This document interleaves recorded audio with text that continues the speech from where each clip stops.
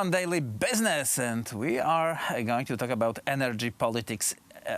That's in fact in the worldwide politics, but here locally Poland is looking with amazement how United States are going to stop the construction of Nord Stream 2 pipeline leading from Russia to Germany. Mariusz Marszałkowski of biznesalert.pl is our guest tonight. Sir, welcome to the show. Good evening. And let us say why the United States are so determined to stop the construction. Get out now or risk the consequences, the United States' Secretary of State Mike Pompeo said last week, and now we can see the consequences in new sanctions towards the companies that are active in this business. Why states are so determined to stop this construction? I think there is two main reasons why we see this level of determination from United States to stop the Nord Stream second pipeline project. First, it's that United States seen a danger which create Nord Stream second and the Russian influence in the energy sector in Europe. They see that Russia using energy tools in the aggressive foreign policy.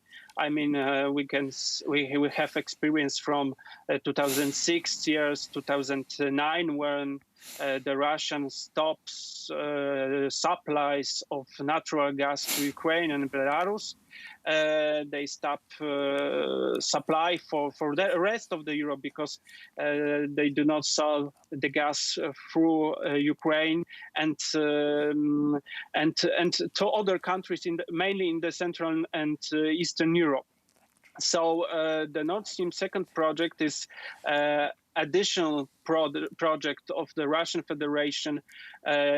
Let's say in doctrine, Falling Kwieciński from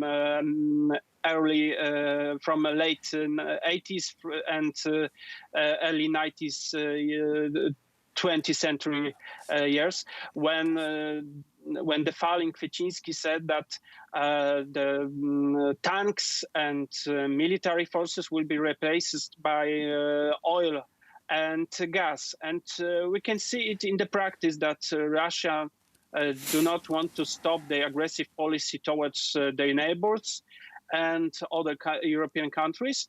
And I think that United States, from their perspective, far away from Europe, see that much better than partners from the Western Europe. Because if we see who invest in the project of Nord Stream second, but not only, because we have to remember that a lot of Western European companies invest in the oil and gas sector in Russia.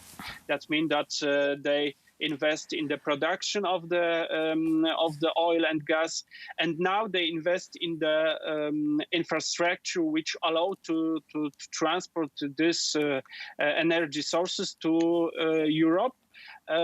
Without transition through the Central European countries, like right. Ukraine. We've heard a lot about that for past 15 years, when this construction of Nord Stream 1 pipeline was first projected, then executed. We've heard that this is a purely economical cooperation, and like everyone can join and no one can stop Germany from cooperating with whoever Germany wants to. The countries of our region, mainly Poland, but others too, were pointing to the hypocrisy of the Berlin. On one side, they are teaching us about the carbon neutrality, preaching human rights, while they are cooperating on a big scale, importing the carbon-rich fuel from one of the most authoritarian regimes in the world. United States want to stop that, and they are endangering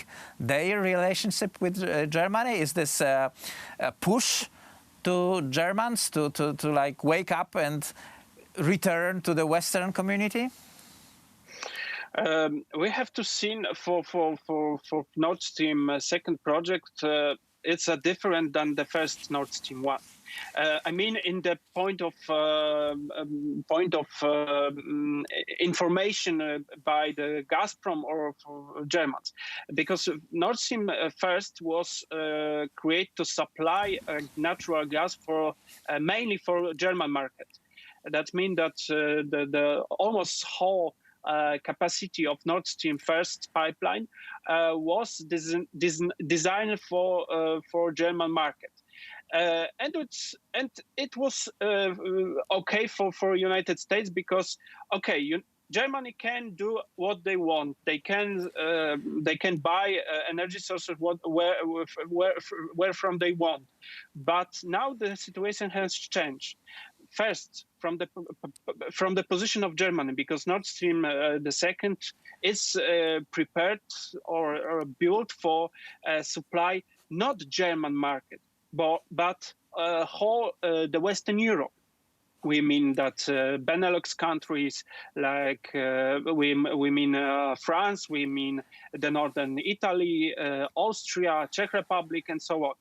And that is the main danger, because if Nord Stream the one was for the German market, the second pipeline of the Nord Stream second is designed for whole Europe, and that's why reason. The first reason. The second reason is the gas market has changed. We have to remember that in the last 10, 15 years, United States conduct a gas revolution, energy revolution in output. I mean that first from the oil, and now the United States is one of the biggest gas exporter in the world.